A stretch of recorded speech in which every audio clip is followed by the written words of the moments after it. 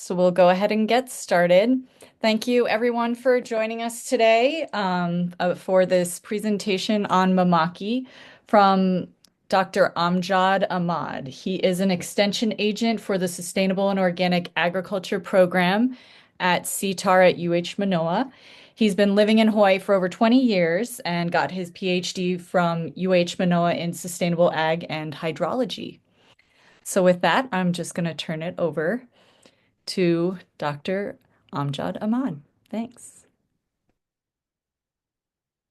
Mariel, thank you so much.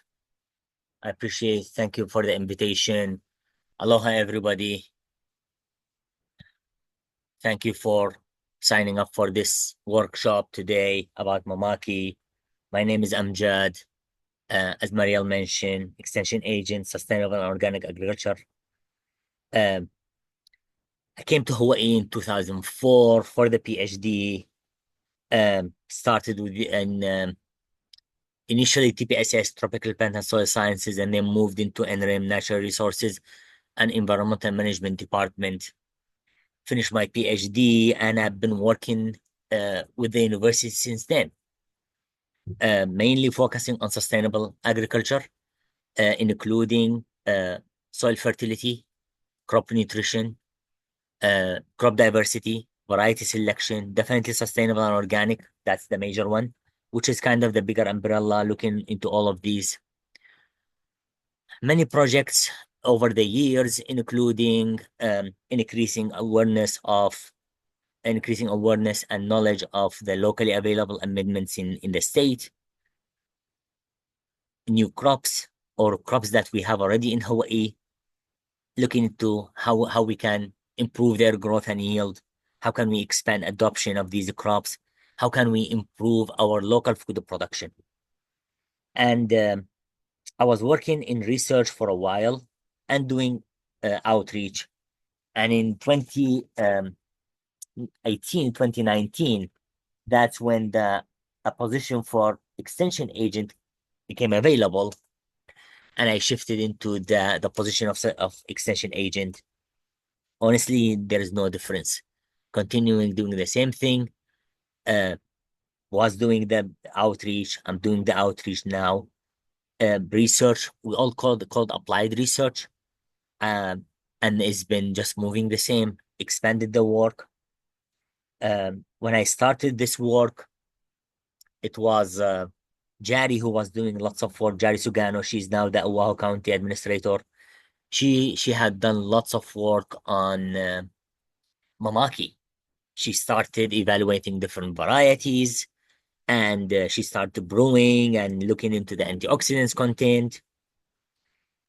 I saw her work and I was like, okay, how can we expand the adoption of that? I wrote a grant for the specialty crop block grant. That's through the Hawaii Department of Agriculture. And through that, we were able to start expanding the work. So I start looking into how many types of Mamaki is there, where are the major production areas, which ones do better where, and then looking into propagation. What kind of method of propagation will be better than others? And then also transplanting. There are big issues with Mamaki, for example, in the percentage of seeds that they germinate when you try to do your own seedlings. And there is, on top of that, after you get those seedlings, after you transplant them, they don't establish well as well. There is also a bigger issue there too. So we start looking into all of that, different media, different ways of growing, like diseases, for example. Mamaki doesn't have really big number of issues in Hawaii. However, if you grow it in a heavy clay soil, the root rot is a big issue, and the plants just will die on you. So we start looking into other ways of doing it. How can we improve the condition to do better and better? Even brewing the tea. Right now, so many people, they just do it as they do any dried leaf. They will have boiling water. They will put those leaves in, leave it to boil a little bit together for a while, and then they extract or just strain and drink. Mamaki, honestly, couple of things, which is you don't want to keep the water boiling because you are killing the antioxidants. And then second, also, uh, you want to leave it in the fridge overnight. You're going to have the color and the flavor much more denser and better if you leave the mamaki in the fridge overnight. The color deepen and the earthy flavor of mamaki just become much more clear. Then you can flavor it with whatever you want. I myself found it the best way is just squeeze some lemon on top of it with little bit honey. One of the best drink you want. And if you know how to do it, uh, you can keep drinking on it without an issue comparing with, for example, green tea. Green tea is very healthy, but it has caffeine. If you keep drinking it, you're not going to sleep. But when you drink mamaki, there is no caffeine.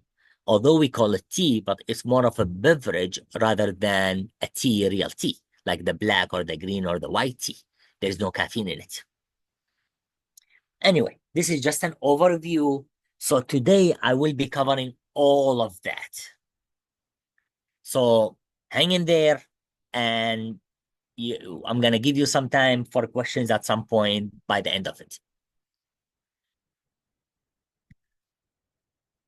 So, Mamaki, Hawaiian endemic plant, and it's a nettle.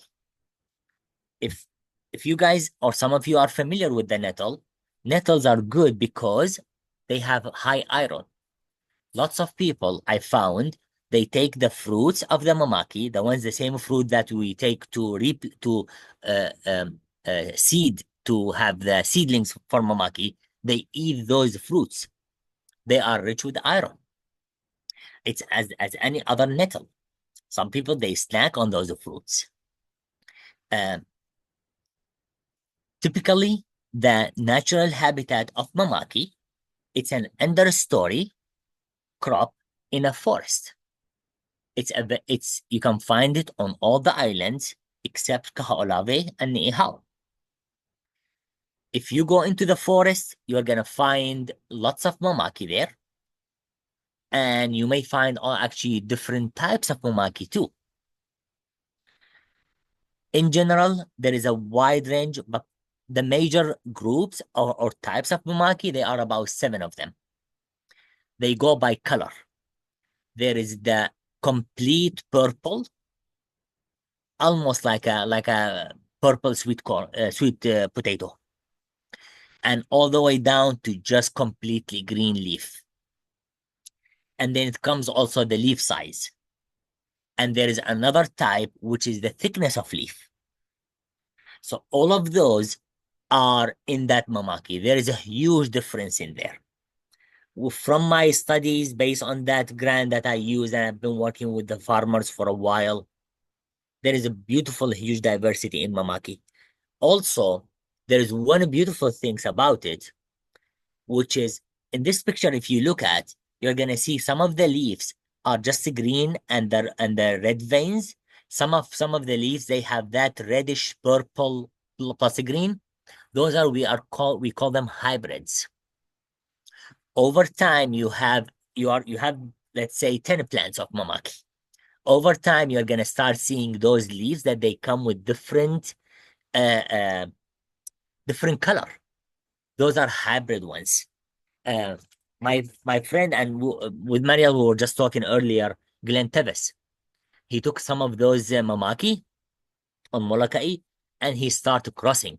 He grew them next to each other, force them to cross with each other. Then he ended up with those beautiful collection of different types of mamaki. And then he called me one day. He said, I had issues with irrigation. Can you send me some new seeds? I lost all my collection of mamaki. It's easy to lose mamaki. Very easy. The plant is highly sensitive and it can just die very quickly, sometimes with even no reason. Suddenly they start becoming dry, wilting, and all the way through, they just die completely. No matter how I cut off branches, try to stop that wilting, it doesn't matter. If decided to die, it's gonna die. So we just replant again. It's good. You can always take those seeds. Even if you are not ready to plant, you need to dry them and then you replant, you propagate over again and start over. It's a beautiful plant. If you have that collection, you can just keep staring at it. It's lovely. So this picture or pictures are from Captain Cook on the Big Island. This is one of the natural habitat of Mamaki. This is if you see the Mamaki between the ulu, the breadfruit, and some other crops, mangoes in the back. If you see in the first picture, there is lots of breadfruit and some others. And that's the natural habitat. You can find Mamaki, this is a huge, big plant in the nature. Sometime we are taking care of the crop, we are trying to make it to go bigger, it wouldn't get this size. While in nature, it booms, become nice, big plant, beautiful. This is in Captain Cook.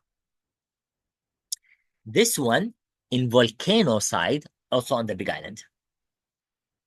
Also, in the forest, between the trees, thriving, beautiful plant, nice growth.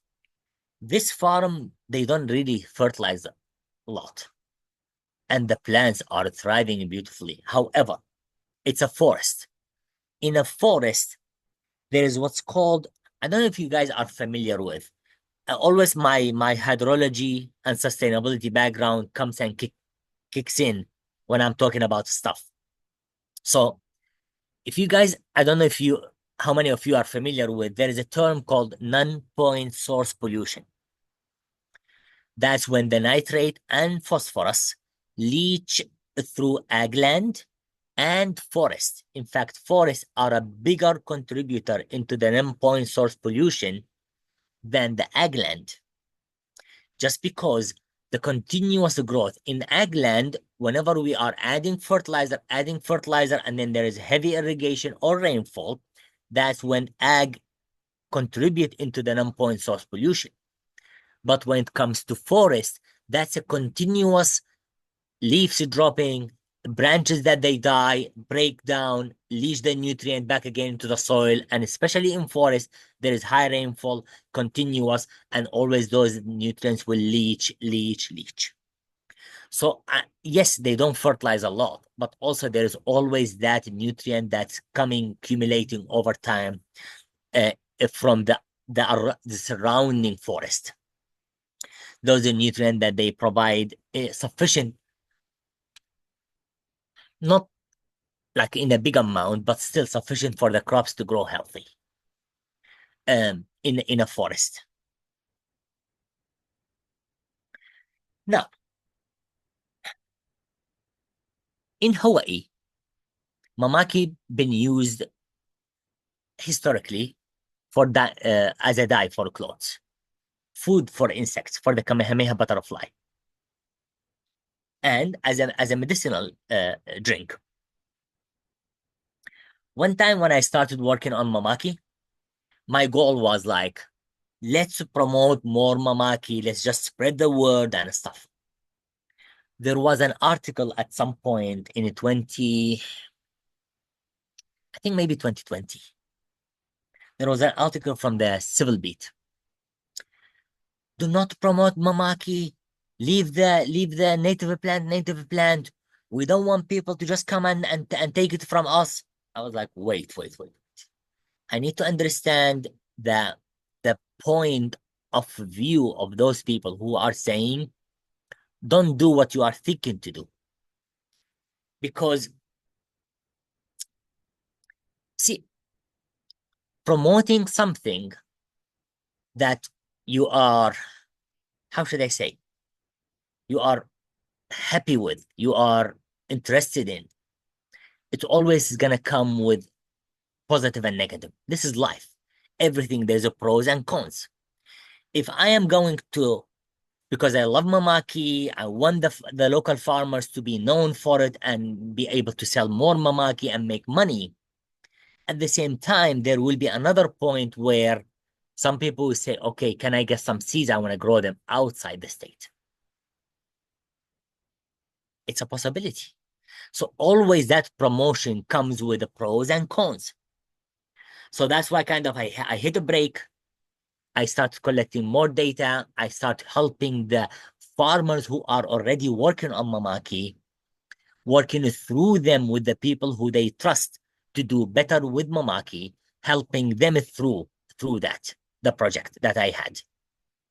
Instead of just going out and shouting, Mamaki is good, grow more Mamaki. I understood the message from that article. Now, some people will say, maybe no, maybe just go and do it. There's always point of views, different point of views, but we have to be respectful. It's true. I love Mamaki and I want to, there's more production, but also at the same time, I don't want it to be outside the state. It's here for Hawaii. It's a endemic crop that we want to protect. We want to grow more. Yes, we can sell more, but it's Hawaiian crop.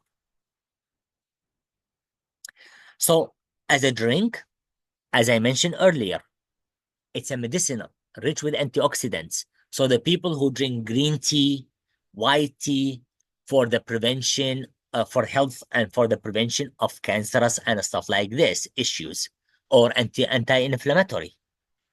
But then you don't want to be awake till 3 a.m. You can shift into Mamaki and you can have the same benefits without the caffeine. Now it comes with a caveat, which is Mamaki is more expensive than green tea. You can have green tea much cheaper than you have Mamaki. But if you grow your own, that's free. Now, again, green tea has been drinking for the health promoting factors, including antioxidants. Mamaki has antioxidants too. Antioxidants are known for their health promoting properties. Mamaki tea has significant levels of total and specific antioxidants. Our work within CTAHR have identified three major polyphenols, which is the antioxidants in Mamaki. And those are catechins, are type of antioxidants, chlorogenic acids, and rutin. Those three are type of polyphenols that they are antioxidants and they can be good for health. They have anti-cancerous properties. They have anti-inflammatory properties, which is in many cases some of the cancers are because of the inflammation. The continuous internal inflammation could develop into cancer. And that anti-inflammatory properties in Mamaki, the drink, helps of reducing that inflammation, thus reducing the chance of developing cancer. Uh, the concentration of catechins and rutin in Mamaki leaves are higher than commercial tea leaf. So what they did is they took Mamaki leaves and they measured how much of the catechins and the rutin polyphenols in them, and they measured how much in a green tea, for example, or white tea, or the Chinese oolong, and the Kenya black tea. Supposedly, those are the ones that they are known for their high antioxidants. And they found that the Mamaki tea, catechins, and rutin are higher than, as a concentration, are higher than what's in those other teas. Purple leaf, Mamaki purple leaf, are known to be the highest in the catechins content. Like as the same with the sweet potato, the dark purple sweet potato, those are also having higher antioxidants content. And in Mamaki, it's the catechins. Total antioxidants in Mamaki varies by season. Why? And that's typical in any crop. Sometimes the crop in certain season, it will focus on producing fruits and seeds. So the leaves will be smaller. There is not much of the plant energy going into the, the leaves. It goes more into the fruits, the seeds and the fruits. And that's why there will be sometime less, sometime higher. And that's natural. Now, another one is anti. There's so many studies have uh, um, identified that plants who are under stress, they will produce more antioxidants. However, the stress is also related to lower yield.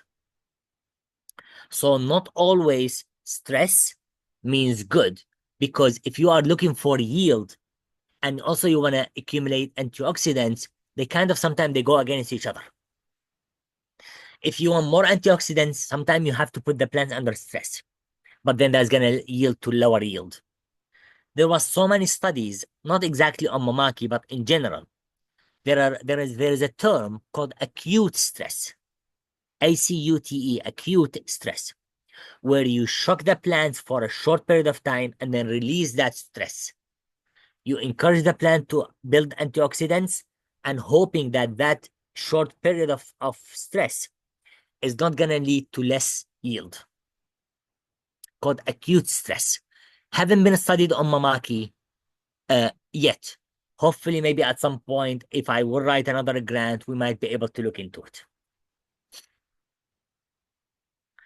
Benefits of Mamaki tea.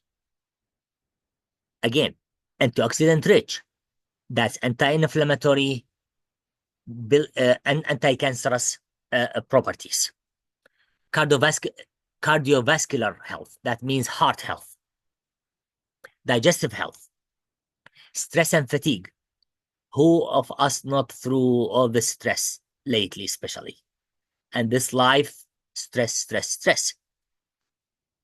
As they say, don't panic, go organic. I'm going to say drink Mamaki tea and relax. Caffeine free. That's one of the benefits is like, oh, I want to drink more of this green tea, but then I'm not going to sleep till 3 a.m. You have another option.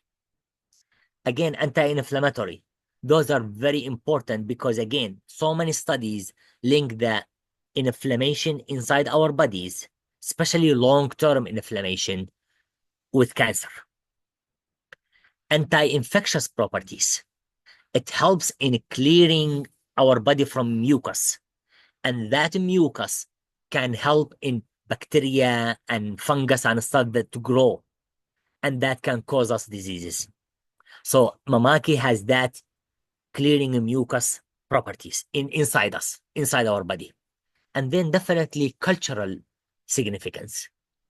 Yes, green tea, due to the long Asian history in Hawaii, which is appreciated because all this cuisine, diversity in people, and all of that, something beautiful and good to celebrate.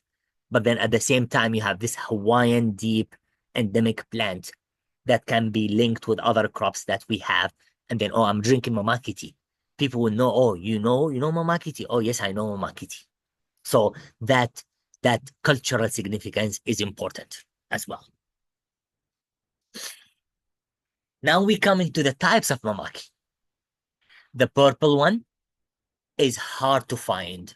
I offered money to people just to get me some of the fruits so I can start at least some of the purple to at least see how the plant will do.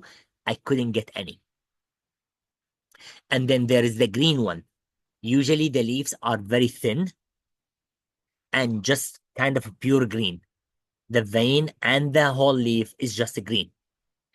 And then there's the Panaiva, and that's one is the most common one. And to be honest, is the one that I love because very nice thick leaf. They are leathery leaf. They are beautiful green and they have dark red veins. So they have some antioxidants in them. At the same time, nice big leaves. And they also the biomass. Now, dry biomass, when it comes to me, always looking into yield, how much yield, how much yield. So this leaf will give you the highest dry biomass by weight. So, like for example, if you take the green one, it may give you only 10% dry biomass, 15%. But if you take the Panaiva, the green with red veins, the leathery ones, you get up to 25% dry biomass. Yeah. And then there is the hybrids. And I mentioned how the hybrids usually they are.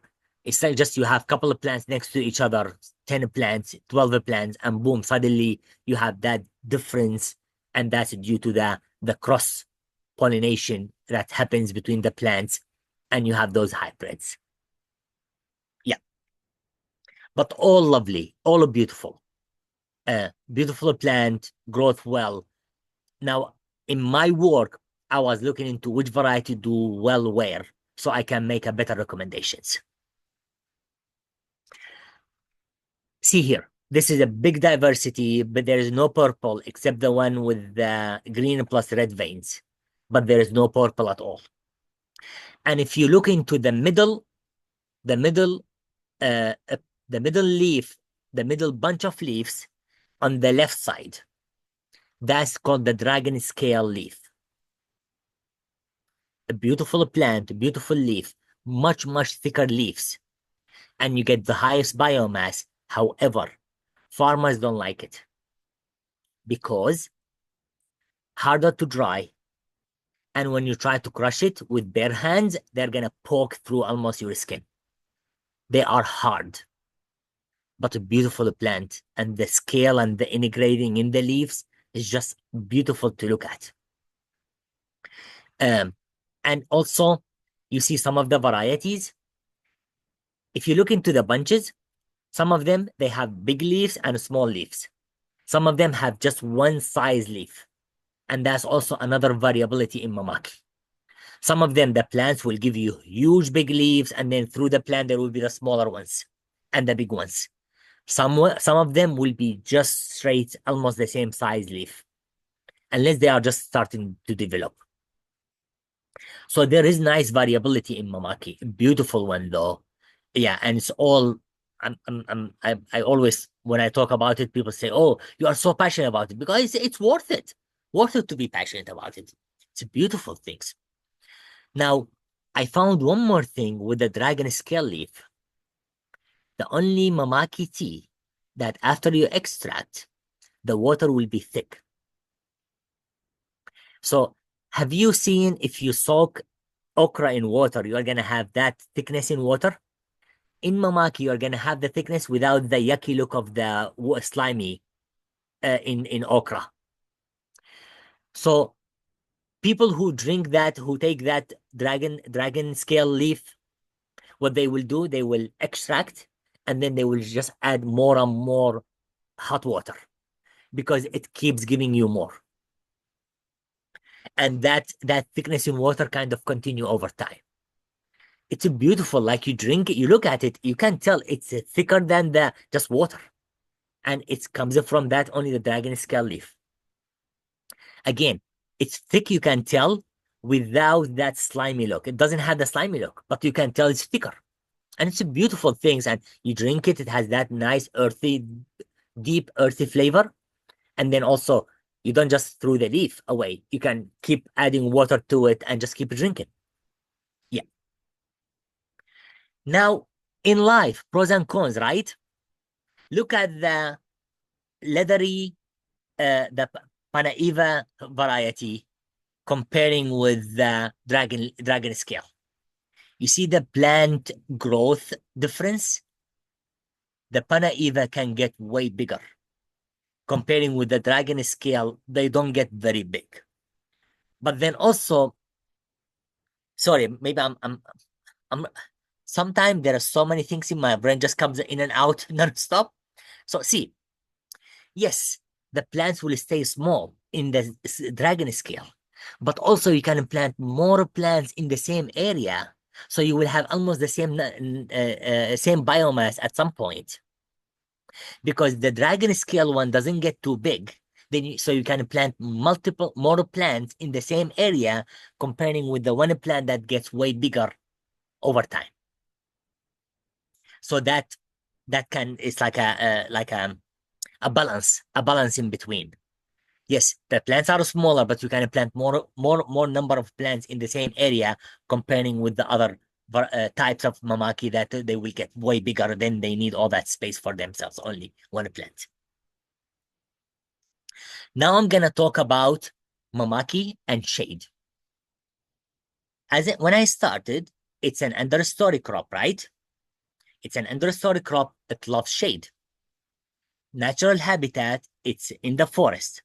But then it doesn't mean you can only grow it in the forest. How about if somebody has just an 1 acre or 2 acres land, they want to put Mamaki there?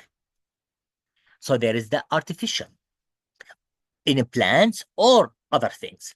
So about 40 to 60% shade will be good for Mamaki.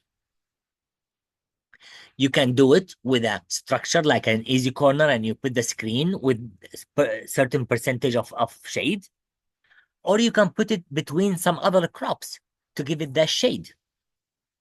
So you can do so here, for example, in the picture, on the left side upper corner picture, it's a pigeon pea and the Mamaki in between.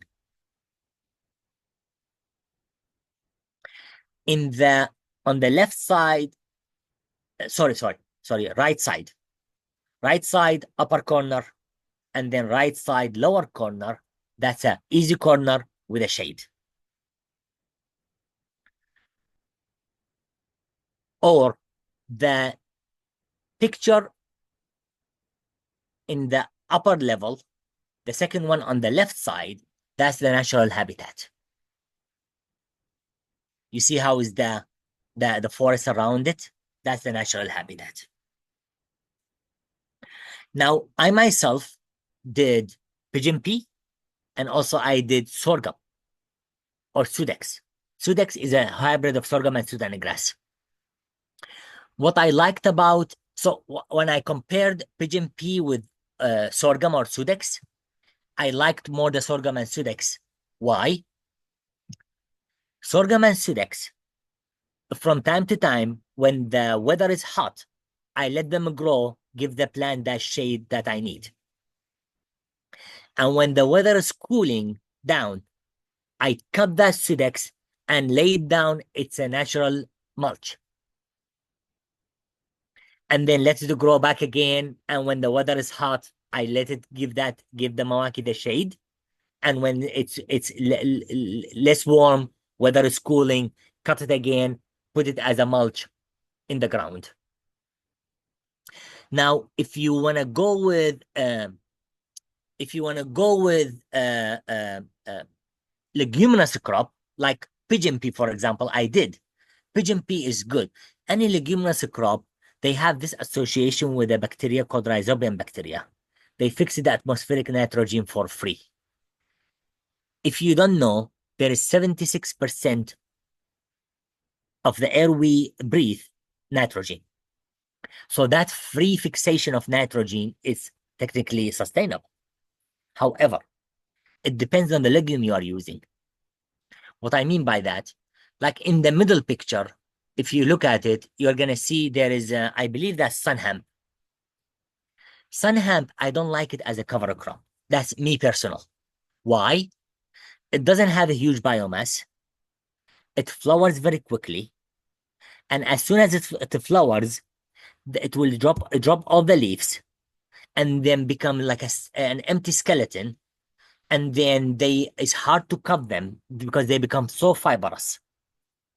When I tried pigeon pea was very good. However, I couldn't control the growth of pigeon pea. It grows in all directions, and it was pushing against the Mamaki. So you have to always, it's good if you are on top of it by pruning it to keep it in the soil, giving enough shade, at the same time fixing the nitrogen and not bothering the Mamaki, because I want to give more space for the Mamaki to grow bigger so I can have more leaves. I don't want the pigeon pea to tighten on it so it doesn't let it grow as I want it to grow. So there, again, it's life. Everything there's a pros and cons. Now, when it comes to Sidex and sorghum, I'm telling you, I like them. However, any grain crop, they are known to be scavengers of nitrogen. What it means, they pull the nitrogen very quickly from the soil.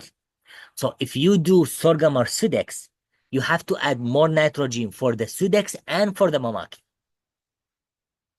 So again, this is life. There is always pros and cons in everything. Like somebody will say, okay, I can just do the easy corner. It's a long-term structure and I can put the shade. Yes, but that structure also over time will degrade. The screen itself will, because of the sun, will become shredded over time and you have to replace it from time to time, sometime every year. It depends on the quality you get. So there is, again, always pros and cons in life. It depends on the system you have, how much area you have, what do you want to go with, what's more convenient for you. Look at me here, how happy I am with the next to the Mamaki plant because it was doing so good. See, below my foot, and sorry for but that's where I was cutting the, when it's cooler, I would cut the Sudex, lay it on the ground, and you see there's no weeds because I was controlling it with the mulch, then the Sudex, and then the plants grow beautifully, and then I let them grow back again when it gets warmer. Yeah. Additionally, I'm working with one farmer. They did this. How many of you familiar with this structure?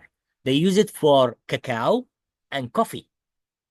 Cacao, especially seedlings, when you transplant cacao seedlings, they are highly susceptible to winds. So you put this type of structure called cages. You put those cages around them so the winds will not affect them until they stabilize in growth. The same structure, the farmer used it for the Mamaki and it did great. Protected them, reduced the amount of sun on them, less stress, and the Mamaki growing beautifully. Now, over time, you remove the cages. Just at the beginning till the plants stabilize. Now, if you look into the setup, do you see he planted on a hill? But do you see how the hill is very high? I don't know if you recognize it, but the hill is very high. Why? When the farmer contacted me saying, I want to put Mamaki where in Waimanalo, I said, okay. In the soil, he said, yes. I said, you need to have your hill much, much higher than regular because Waimanalo soil is heavy clay and the water will accumulate in the soil. So I told him you need a higher hill and you put the plants on top so the water always will drain down away from the roots. Otherwise, you're going to end up with root rot very quickly. So I recommended him to have a higher hill plus lots of mulch so the soil will be more fluffy and not high clay dense thick soil. So he added lots of mulch with the soil and made the hill higher to prevent that root rot issue. Yeah. Additionally, I'm working with farmers in Mililani. They have the solar panel project. Under the solar panels, we are putting Mamaki too, and it's doing beautifully. So we are expanding the use of the same area by producing electricity and growing crops too. And what's good about it, this one, the solar panels are 7 feet that on top of poles that they are 7 feet tall. So like I myself, I don't need to bend. I can just walk straight up through it because it's 7 feet tall. It's really good. The poles that they are carrying those solar panels are 7 feet tall, helping us to do whatever we want underneath with no issues. And we've been testing Mamaki, we've been testing crops that they bolt in summer because of the heat, like beets, like celery, like cilantro, like such crops. Yeah. Mamaki loves this shade and is growing really beautifully too. Now I'm gonna talk about harvest. Harvesting Mamaki, it's two types. One, just pulling the leaves whenever you need them or when you want to store them and stuff. The other one is you harvest bunches, like a stem with multiple leaves. That's what you harvest.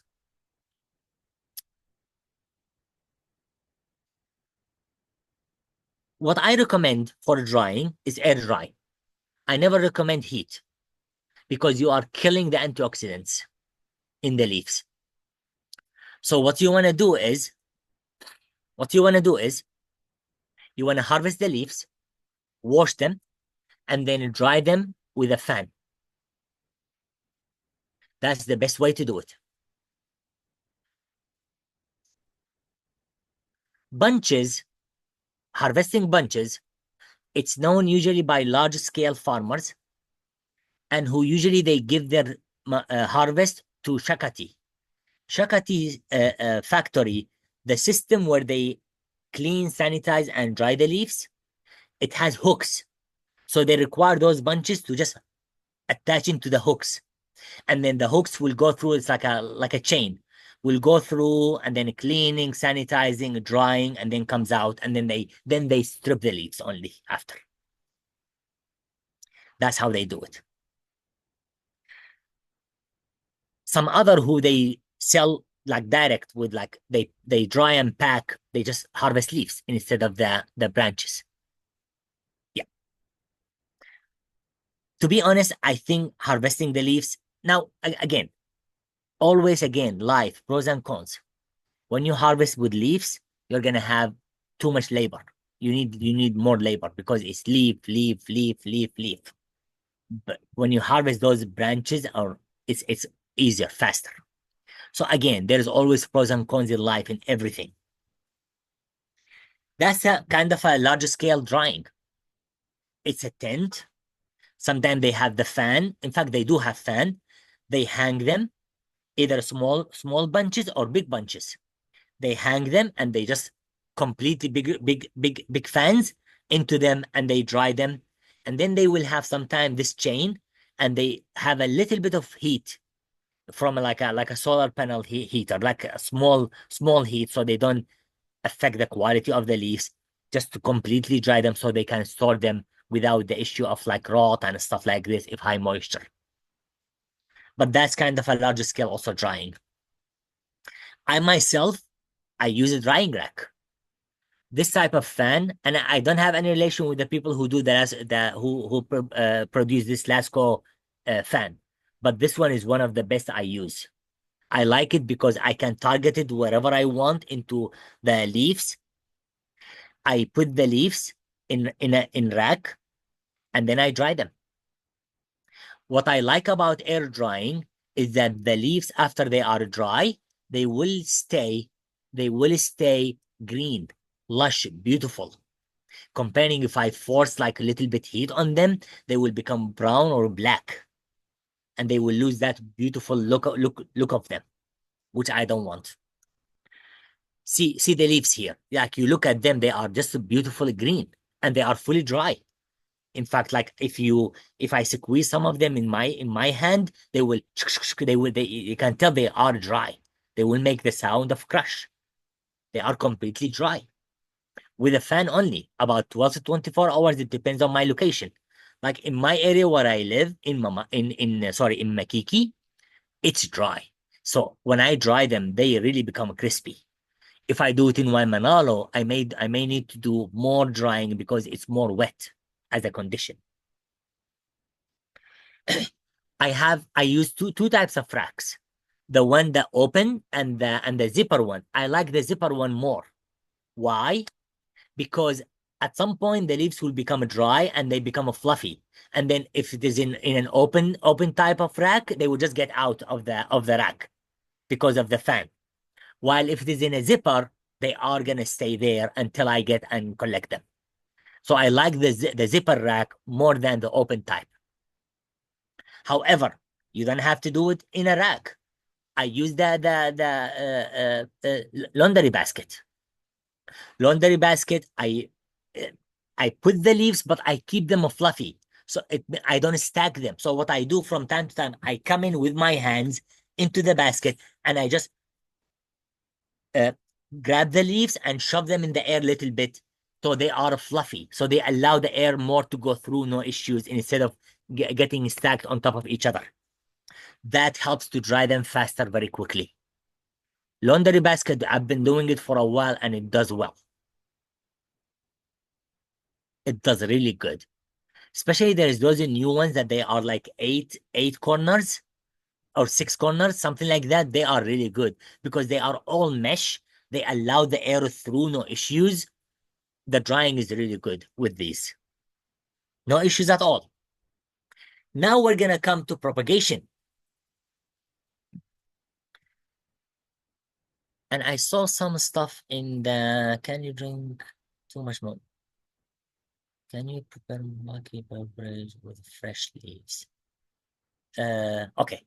Now, the people who are asking the questions, please keep your questions until the end. I will definitely, you can still write them in the chat, but I will come to them after we finish. So, what you see right in front of you are the Mamaki fruits, and those small dots in them, that's seeds. Not all of them, but some of them, they're the seeds. They are kind of tiny black inside that kind of flesh. Now, what do I harvest in the fruits? If you look into the left side picture, you see the fruit that's kind of like milky color. That's the one I harvest. It gets, it getting start to closer to become even almost transparent. It loses even that white milky color. That's what I harvest. The one next to it that's immature, I don't harvest it because it doesn't have the seeds that I want to replant.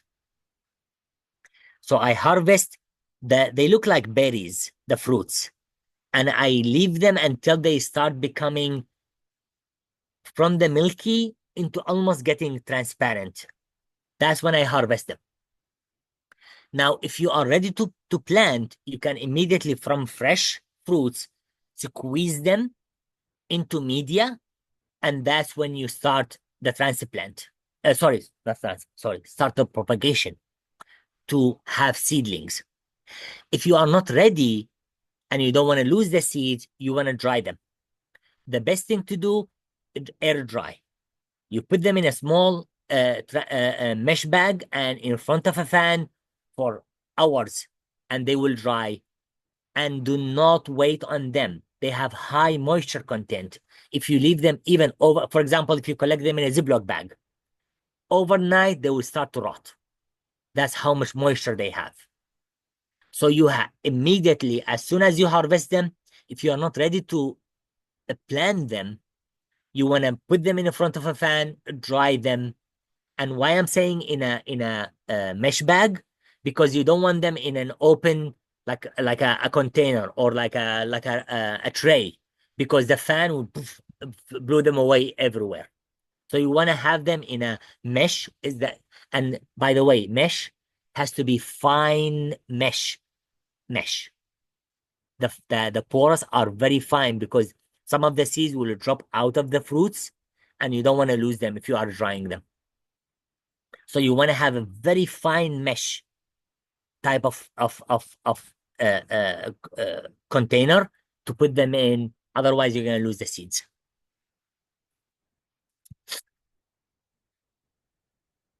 Now, what I want to do, if I want to start the mamaki, I take those fruits, I mash them in my hand, and I threw them on top of media, and then put more media on top of them and irrigate.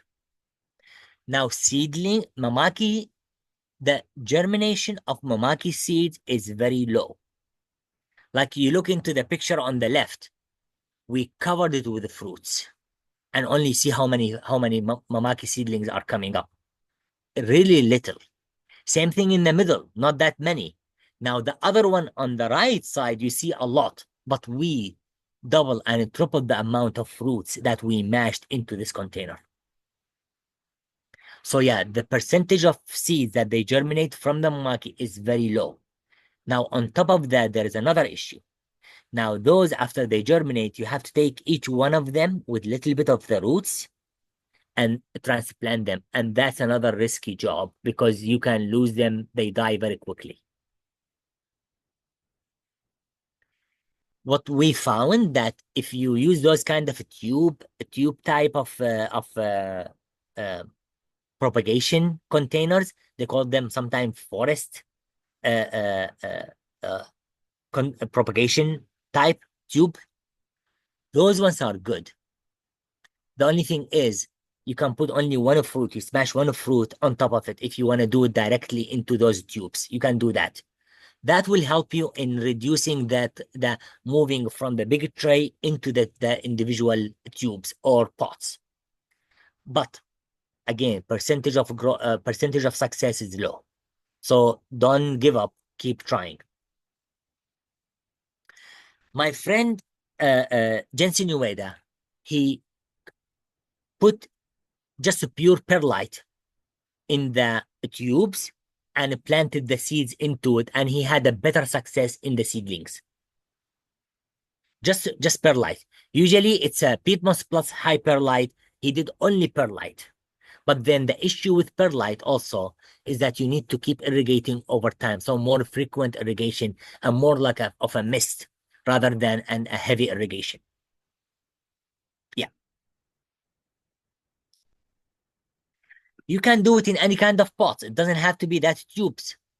It's really about what you have. And as long as they will just stabilize in the pot, that's good enough for me. They stabilize, they grow slow. So be patient. They grow slow. And then when they are in good size, and as you see in the picture, that's a good size Mamaki seedling ready to be transplanted.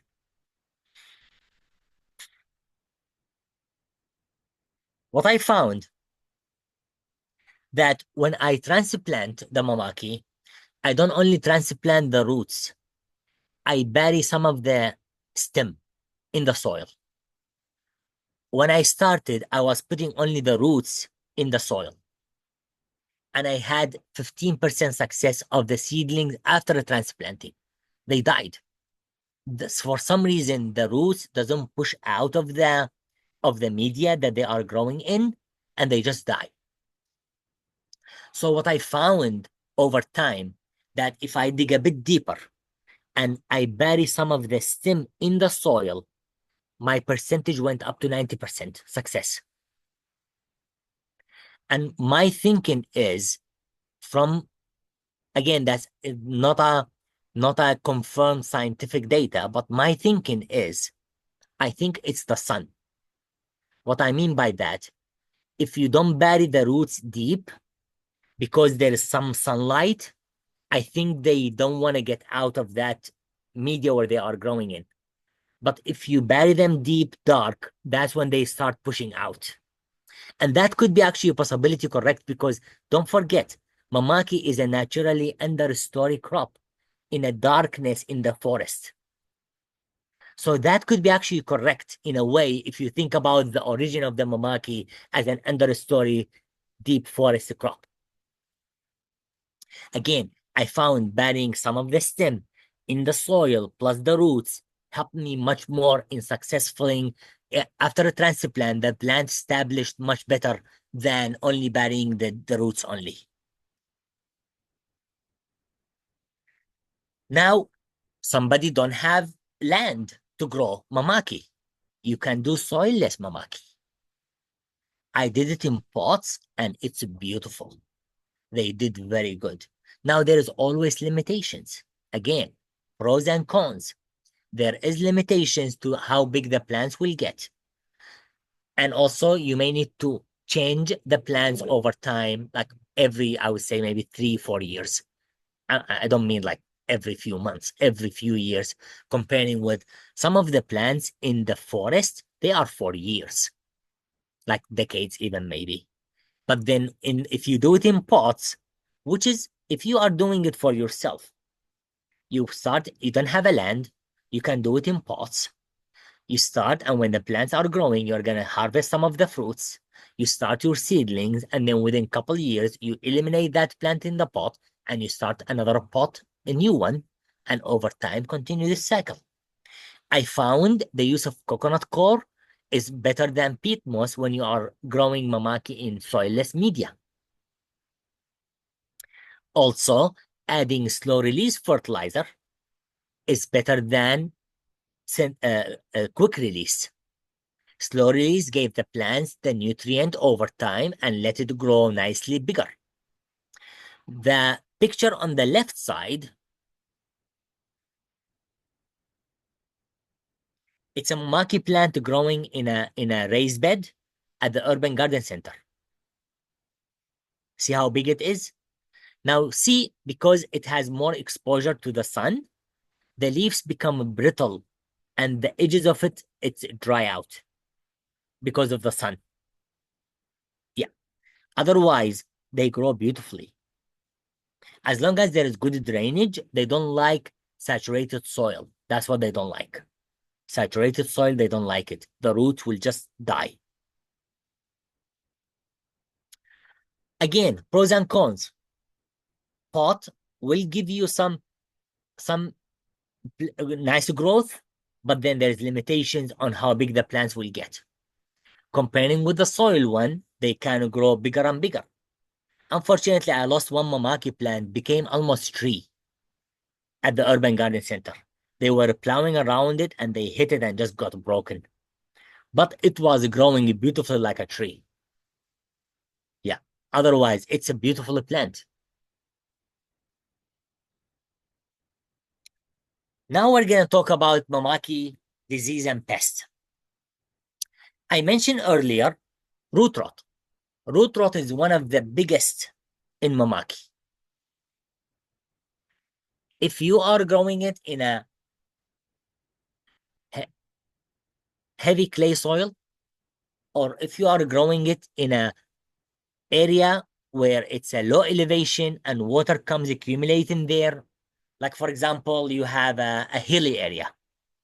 You don't want to plant the mamaki in the lower portion of the hill. You want to grow it in the upper portion of the hill. So the water always going down away from the mamaki, not accumulate by the mamaki, because that will cause root rot in mamaki. There is caterpillars, they feed on the mamaki leaves. Easy fix with BT. That's called Bacillus something. It's an organic insecticide that's good for caterpillars. Neem oil sometimes may work too. So, but in general, there is not really much issues with mamaki. There is one issue I found, and I couldn't identify the virus. There is a virus that hit mamaki, and you can tell the plant will stay stunned. It doesn't grow bigger. The leaves will become small and shriveled, and you can tell the plant is just not pushing out, not growing. The best thing I found is getting rid of that plant, not keep trying with it, and just get another plant and plant it instead. I believe it's a virus because the stunning in the growth. That's usually a typical viral infection where the plant will be stunned and doesn't grow bigger.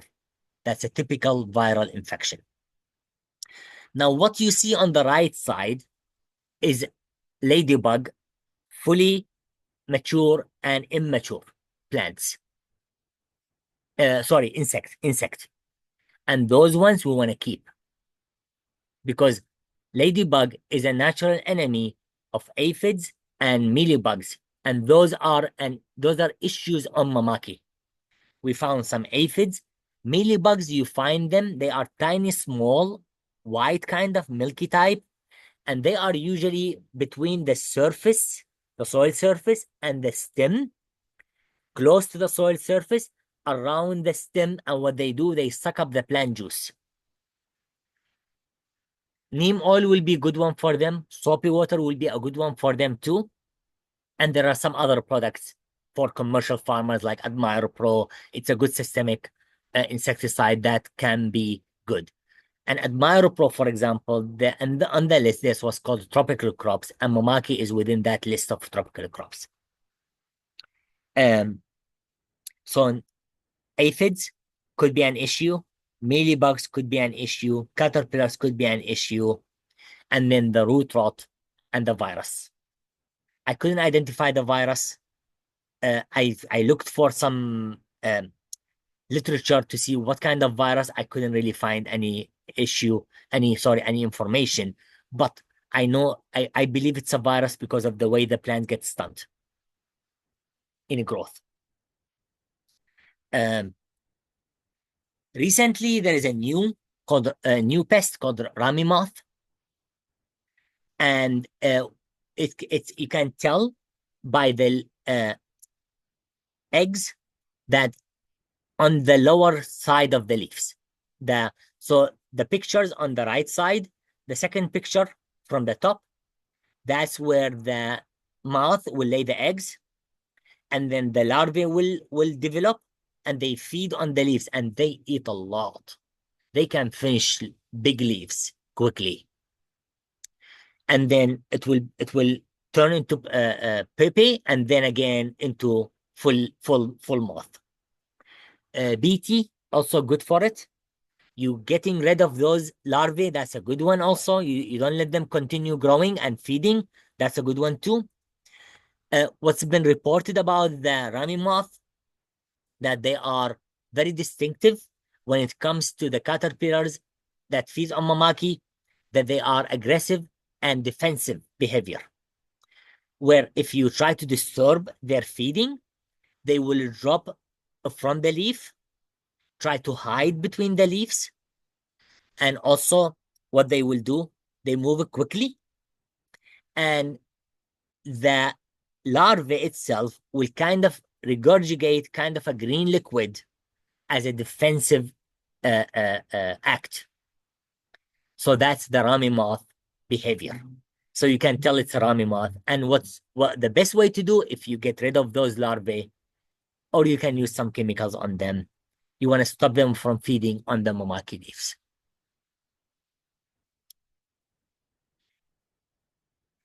We produce lots of leaves, and we were so much commercializing our work on it within, honestly, internally. I did a lot of internally.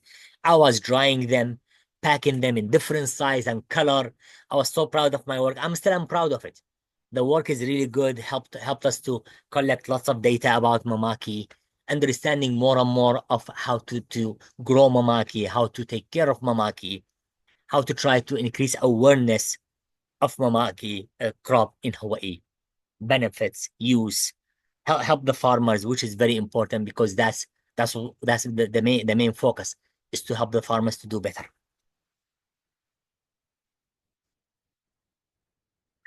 Now, how to extract Mamaki or how to brew Mamaki as a tea? Again, in my based on my experience, is you want to use 0.5 to 1 ounce of leaf per 1 gallon of water. You boil the water first, and then you turn it off. Then you put the dry leaves in the water after you turn it off, and you wanna cover it and let it seep in without boiling. Again, boiling will kill the antioxidants. You wanna boil the water, turn it off, then add the leaves. 0.5 to 1 ounce per 1 gallon of water. In my experience, taking that mix after, putting it in the refrigerator overnight, helped me to get much darker color and flavor Mamaki tea after. If you want to flavor it or drink it directly, all good. I like it where I squeeze more lemon juice on top of it, add little bit honey, and I enjoy it as a cold drink. It's really good. Some people, they are right now, especially in many chain of restaurants, they are just using it as they do any other tea, where they pour the hot water through, let it a little bit seep in, and then they will serve it as a hot or cold drink. I I don't have data about how much of the antioxidants you get when you do the way I was telling you about, which is turn off, turn off, add the leaves, keep it in the refrigerator, comparing with pushing things through and drinking it. Is there difference in the amount of antioxidants you are getting? I don't have a clear data, like I don't have scientific data, but I know boiling kill any kind of antioxidants, continuous boiling. So that's why I turn off the water, the heat after I boil the water. And then I add the leaves.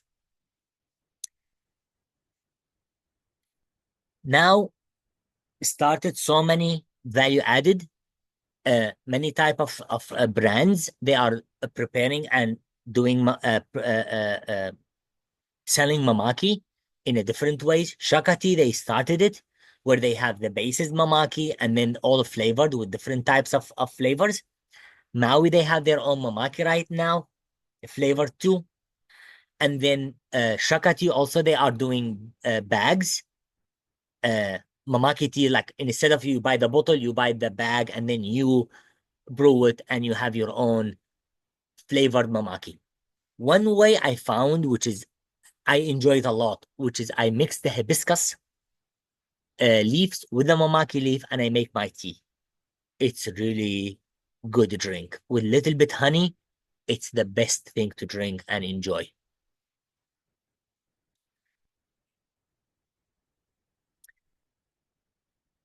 Definitely, I want to thank the Hawaii Department of Agriculture for supporting this work through the grant that they gave me. Again, the grant was focusing on understanding mamaki types, propagation, growth, yield, so we can make a better recommendations for farmers about what kind of mamaki they want to grow in their area. Uh, I believe we delivered very good data for the farmers about the mamaki. We helped so many farmers to start their own farm of mamaki, and I'm so proud of the work that's been done here. The amount of understanding of, for example, the transplanting, the propagation, the fruits versus seedling, or the seeds, and then how what kind of media you want to use to have better seedlings, irrigation type, soil type, all of that been very helpful to people when they ask us questions about Mamaki to get better understanding and to do better job. This is my presentation for today, uh, and I'm open for any questions and thank you for listening. Thank you so much, Amjad. That was an incredible amount of information. We did have some questions in the chat. Nancy asked, once the seeds are dry, how long can they be saved and successfully germinated? Would you keep them once in the fridge in a tight container? I would do that. I will dry them very well, and then I will leave them in the fridge. I did also dry and kept them in the in just after they are dry. I kept them actually stored in a room condition. I was able also to propagate them. Now I did not study the difference, for example, leaving them in the fridge comparing with leaving them outside as a percentage of germination because of the big variability in Mamaki. Because although like unless I would take the same fruits, dry all of them at once, split them half, put some outside, and some put some in the refrigerator, and then take those and propagate them. There will be always other factors. Like for example, when I harvest the fruits, are the fruits I harvested fully mature or not? The season I harvested the fruits at. All of that can contribute into that variability. Mamaki has a big variability. It's hard to tell exactly, but in general, after we fully dry them, we keep them in the fridge. That's a good practice. Great, thank you.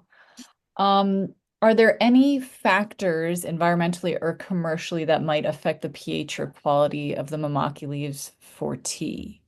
Oh yeah, growing season definitely, as I mentioned earlier. Um, as far as the fertility, definitely it is because I did want to study. There was this company in California, they gave me fund to try their products, which is technically a fermented organic amendment. I did that study for them, is where I took some plants without application and some plant with foliar application of that same the fermentation derived organic amendment, which it has mainly micronutrients, not micro. That's why I was able to foliar spray those this amendment. We increased the amount of yield by 20%. The leaves were better. Antioxidants wise, we didn't test it just because we didn't have the procedure ready for it at that time. But there is always variables in Mamaki that can be actually contribute. Like for example, if you have your plants in summer comparing with spring, you're gonna have a difference in growth because in summer the plants will suffer. So, Mamaki doesn't like too much heat. The plant will stunt in growth. So you will expect in in theory, the plants will stunt in growth, but it may have, because of the stress, more antioxidants because of the stress, but there's less yield. Comparing when the weather is good, the leaves are getting bigger, the plants are getting bigger. That's usually low stress, less antioxidants. Now, in general, any plant will accumulate certain amount of antioxidants if that's in its own structure. And Mamaki has that. So there will be a base of antioxidants in any growing season that the plants will accumulate. It can go up more under stress or can go a bit lower under other condition. Yeah. Great. So some questions about drying the leaves. Is it possible to use a food dehydrator on a low temperature? I did, and still the leaves become brown and black Mhm. very quickly. I did honestly. It was not good. I definitely did. So I'm not telling you from no experience. I did it. And that's why I'm Okay, saying go with fan. got It's it. the best way. You have those beautiful dry green leaves. They are beautiful. Otherwise, you can tell they are brown and black, and you can tell you lost all the antioxidants, the Mm. benefits of that mamaki. Right. Can you steep the fresh leaf for tea? I believe you can. The only thing is, I didn't try it myself, but you can. However, you have to add more. Keep in mind, it's 75, 80% water. Right, that makes sense. When the Mamaki plant gets tall, can they be cut back? And if so, would you do that at a certain time of year or in the plant cycle? Yeah, definitely you can cut it. You're gonna encourage the branches to grow instead of the main stem, which is good in Mamaki because you want those branches. More branches, more leaves. So you want that. If you cut the main stem at some point, you're gonna encourage more and more branches to go out. Time of growth. I believe before spring will be the best time to do it. So kind of by close to the end of winter, that will be a good time because usually that's when the active growth will continue. So I would do it before that to allow more branches to grow after that. When you're bunch harvesting, do you harvest branches from the bottom branches, the older growth, or do you do it vertically spaced out throughout the I plant? will go with the older ones because at some point those older ones they will stop producing more leaves, and they may start even dying. So I will get these to encourage more branches, more and more in the upper and upper part of the plants. Can you explain how you put Mamaki under the acute stress? So, for example, water stress. You are irrigating, let's say, once a day. Acute stress, I, instead of irrigating it that every day for 1 hour, I will maybe put only 10 minutes in one day or 2 days. And then boom, after that, go back again to the 1 hour. Acute stress, again, you shock the plants for a little while and then you relieve that stress quickly. Now it depends on the crops. Mamaki is a big crop. That's why I'm saying a day, two. Like for example, if I'm growing cilantro or I'm growing pak choy, that could be sometime even less than an hour. That could be enough as a stress. It just depends on the plant as a size. Mamaki is a big plant, will have definitely stored lots of water in. Again, think about it. It has 75, 80% in the leaves water. Yeah. So when you're transplanting, how much of the stem do you bury? I went, so the depth of the roots was, okay, I need to go back into better I go back into the slides because it varies. Let's go to the slide. So see, look here. Do you see the pots on the left side? The pot is small. The amount of roots is in that media, correct? So in this case, I will double double the size. So I will give exactly. Thank you, Mariel. That's exactly. So that pot size, I will almost double uh, the size and bury in the soil. Now, when it comes to the tube on the right side, the tube is all of the tube is roots. I will have maybe half of that in the stem buried in the soil, just because the roots are deeper. Okay, that makes sense. And can you propagate with cuttings? There was somebody did that. There's a graduate student. I don't know where is he now. He's supposed to actually contact me because I'm on his committee. What he did, he start taking branches. However, you have to take the Mamaki branches before they start fruiting. It's a critical. If you take them when they start fruiting, it's not gonna work out. If you take them before they start fruiting, you take those stem. And how many of you is familiar with what's called aeroponic system? Aeroponic system is where the water through, it's like hydroponic but aeroponic. The aeroponic, the water is misty but from below. So the plants are exposed from below into the water. Well, you take those stems, you stick them in a like a kind of a sponge just to keep them to hold them, and aero system will mist the water into that stem, the end of it, and that encourage pushing roots. However, in general, you're going to end up with the root without the major roots, but rather small roots.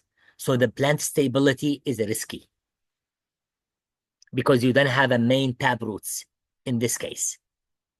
If you start from seeds, you're going to have a main tap roots that go deep in the soil and stabilize the plants. If you do the cuttings and you root them, you are not going to have that tap roots. Then it's only those small roots, kind of like surface type, kind of, they will go deep in the soil, but not deep enough to keep the plants stable very good. So you may, at some point, you may want to help the plants. If it gets big, you may want to need to help it to stabilize it with, for example, a T-post or something like that. Would adding perlite or cinder for field planting be a good idea in heavy clay soil? At the beginning, yes, but then the roots will go deeper and deeper. That's why I'm saying you go higher hill, bigger hill. So hill, you mean like the mound that you're The, planting co co into? correct, correct. So the hilling, the soil hill, the mound, Right, the right. one you make, you want to get bigger, you want to make it bigger, higher, and you plant on top of it, not on the side, not at on the lower portion of it. What you are doing, you are helping, and yes, compost, cinder, yes, but then it depends on the area, right? I would add, for example, compost, just because it also break down and help the plants. It's healthy. So you want to plant on top of that mound or hill. And what you are doing, you are keeping the plants on top, so the water always drain down away from the roots to help it with the root rot. So I see you have this about the Ramie moth. And is there a solution for that or for caterpillars on the Yeah, plants? BT will be a good one. The only thing is you need Okay. to rotate. Uh, you need to rotate. Like in my case, I would definitely use some systemic, because systemic is going to go through the plant, and when this caterpillars will start feeding, they will also take the poison, and they will die. Now somebody say, hey, is this chemical will stabilize in the fruit or accumulate in the leaves? If you go by the label, it shouldn't accumulate in the leaf or in the fruits, because the label is the law. Based on these chemicals, the companies, they study how much and when this chemical break down over time in the environment. So when they make their recommendations based on the amount, that's why they tell you, for example, not just apply it. They tell you, for example, 7 ounces per acre, 5 ounces per acre. Why do they do that? They do that because they based on their studies, that much for this time of for this number of days or weeks or months, it will it will vanish over time. Like in the chemical, in the label of each chemical would tell you, for example, 5 ounces per acre for up to 4 times in a growing season. In Mamaki, for example, a growing season, that's a year. So you can only apply once every 3 months, no more than that. Based on their studies, that 5 ounces per acre for 3 months will completely vanish. Now, additionally, what we do usually with the systemic ones, we apply them in the beginning when we are not harvesting anything from the plant. So it's a protection till the plants get bigger, it will break down, and then when the leaves are big and nice, that's when I harvest. Yeah. And usually I don't keep applying systemic. What I do, I apply one time systemic that gives me a nice protection at the beginning, and then I go with the other chemicals in a rotation to help me to have a better control. And do you think that planting beneficial flowers between the rows might be helpful to manage pests like with other crops? It depends on it. Like for example, encouraging ladybug is good with the aphids and good with the mealybugs.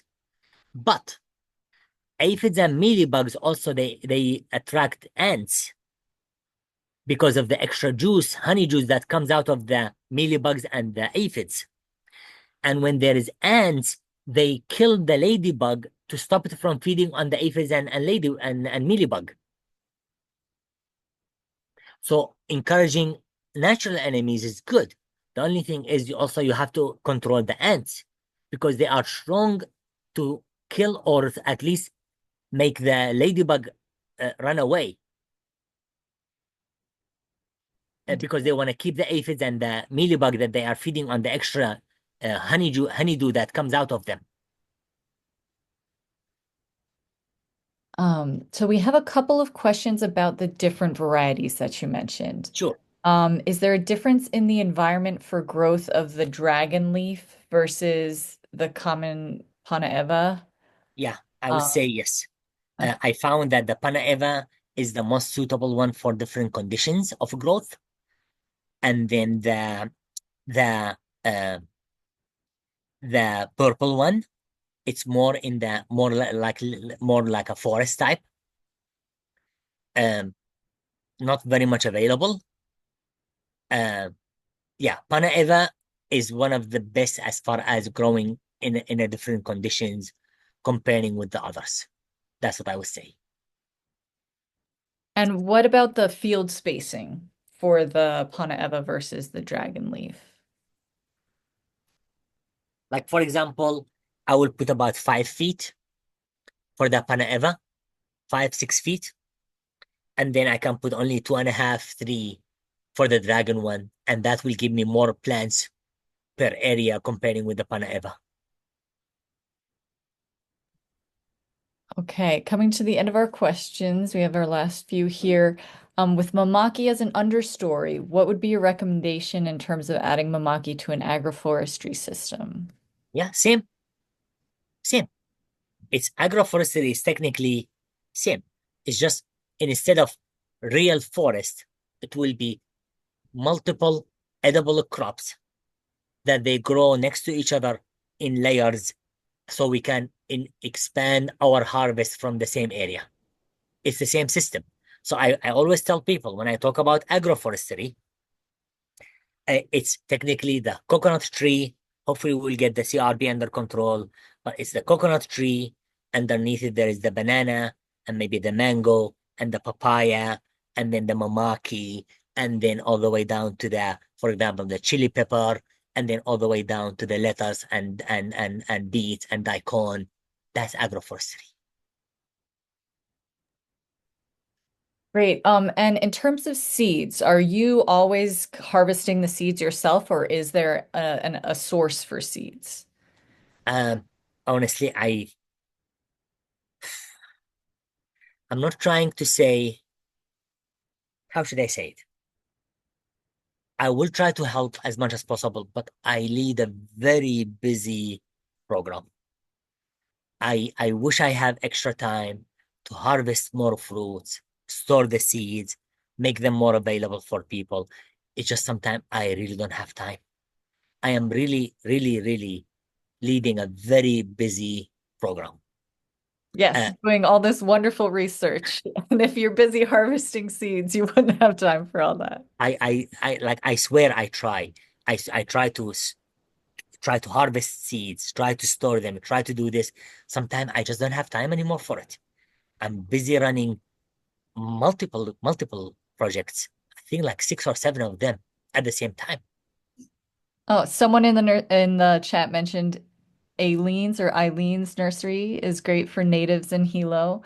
Um, but actually, this is a great segue. Before we close out today, I did want to mention that this is a special session of our Seeding the Future series, which is a program of Hawaii Seed Growers Network in partnership with CTAHR.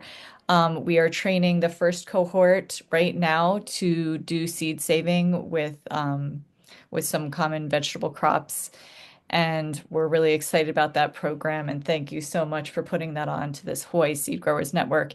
And hopefully, perhaps some of you who are on the call or who are a part of that program might be interested in harvesting Mamaki seeds and trying to make those more available to the public. By the way, sorry, Maria, thank you. Those seedlings, the ones in the top portion, some of them are from native nurseries, since you mentioned those native nursery on Maui. And they ship between the islands with Aloha Air Cargo, and they are really good. I like them. They produce very good seedlings. Now, the only issue is they have only one variety, which is the Panaeva, which is good variety. That's one. It's not an issue, but just telling you they have only one variety, which is the Panaeva. And as soon as you get the seedlings, you want to take them out of the box and you want to plant them transplant them as soon as possible. That's the things. But they do really good job in producing seedlings, and they are really reasonable as price. I in many cases, if I don't have good success in my seedlings, I just go to them. Takes time, so you need to be patient. You need to prepare. Like contact them, say I need seedlings, and then they will contact you when the seedlings are ready. They don't always have seedlings. You place an order, they will start working on them, and then they will contact you when they have them. And they ship again between the islands through Aloha Air Cargo, which is really good. The price is reasonable, I believe. Um, and I get my seedlings sometimes from them. They are really good partners. Great. Well, we're at 7 o'clock right now. I just wanted to thank you again, Amjad, for this awesome presentation. I'm sure everyone else can agree that we learned so much today. If there are any last questions anyone wants to put into the chat, I did my best to get to most of them. Um, let's see. Okay, and Oh, what time of the year do the plants flower? They start also with kind of stress, by the way, which is kind of when they go through summer, you can tell the growth will stop, and then they will you will see more and more fruits. But sometimes they fruits at different. I don't see you don't see really flowers. It's only the fruits. Or technically, let me show you this. See this. This is kind of so the picture on the left side, the green part, the green portions, that's technically the starting of the flowers. There's no real flowers in Mamaki. It's just that green portions, and they become like small berries, and they will change color over time, and they are ready to be harvested at some point. Great. Uh, that's usually how it is. You don't see really real flowers as the flowers as we typically know flowers. You don't see that. But usually around summer, but sometimes they flower in odd times too. That I try to keep an eye, try to collect fruits and seeds.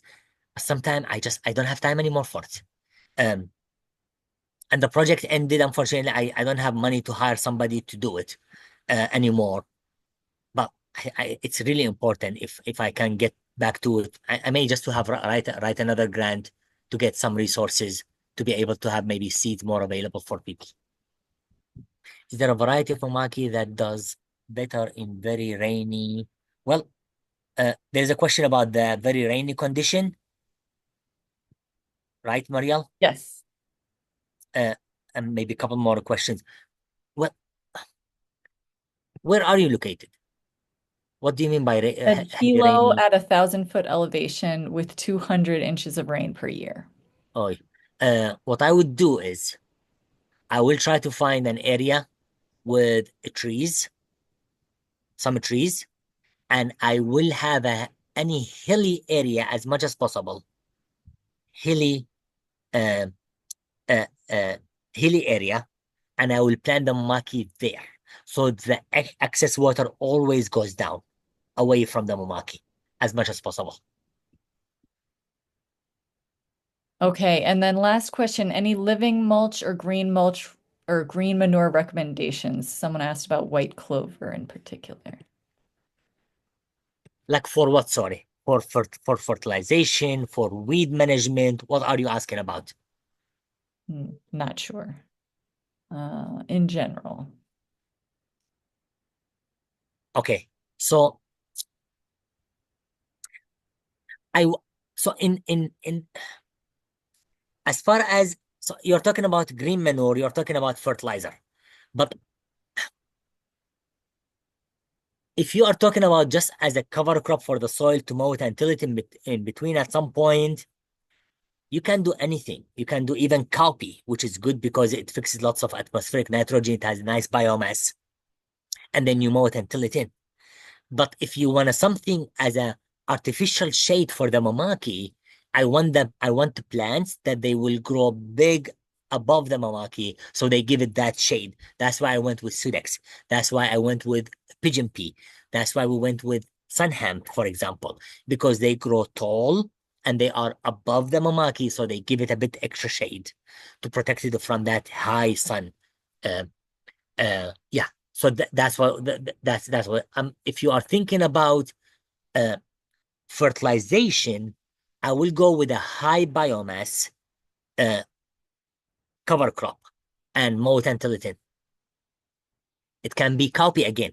Cowpea is really good. I love cowpea as a multi-purpose crop because I can harvest the early pods that they develop, and I love eating those. And then it because it keeps growing as a green.